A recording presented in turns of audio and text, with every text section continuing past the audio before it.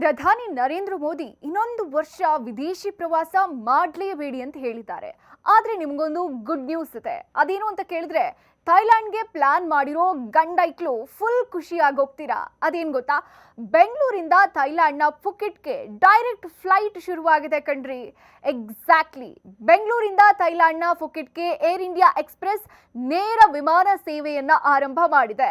ಈಗಾಗಲೇ ಇಂಡಿಗೋ ಹಾಗೂ ಅಕಾಸ ಏರ್ ಸಂಸ್ಥೆಗಳಿಂದ ವಿಮಾನ ಸೇವೆ ಇತ್ತು. ಇದೀಗ ವಾರಾಂತ್ಯಗಳಲ್ಲಿ ಪ್ರಯಾಣಿಕರಿಗೆ ಅನುಕೂಲ ಆಗೋ ನಿಟ್ಟಿನಲ್ಲಿ ಈ ವಿಮಾನಯಾನ ಸೇವೆ ಆರಂಭಿಸಲಾಗಿದೆ. ಪ್ರತಿ ಸೋಮವಾರ ಮತ್ತು ಶನಿವಾರದಂದು ಬೆಂಗಳೂರಿಂದ ಬೆಳಗ್ಗೆ 10:35ಕ್ಕೆ ಹೊರಟು ಮಧ್ಯಾಹ್ನ 3:50ಕ್ಕೆ ಫುಕೆಟ್ ತಲುಪುತ್ತೆ. ಇದರಿಂದ ಅನೇಕ ಮಂದಿ ಪ್ರಯಾಣಿಕರಿಗೆ ಅನುಕೂಲ ಆಗುತ್ತೆ. ಕಳೆದ ವರ್ಷ ಅಕ್ಟೋಬರ್ನಲ್ಲಿ ಬೆಂಗಳೂರು ಬ್ಯಾಂಕಾಕ್ಗೆ ಪ್ರತಿನಿತ್ಯ ವಿಮಾನ ಸೇವೆ ಆರಂಭ ಆಗಿತ್ತು. ಇದೀಗ ಬೆಂಗಳೂರಿಂದ ಥೈಲ್ಯಾಂಡ್ನ ಫುಕೆಟ್ಗೆ ವಿಮಾನಯಾನ ಆರಂಭ ಆಗ್ತಾ ಇದೆ.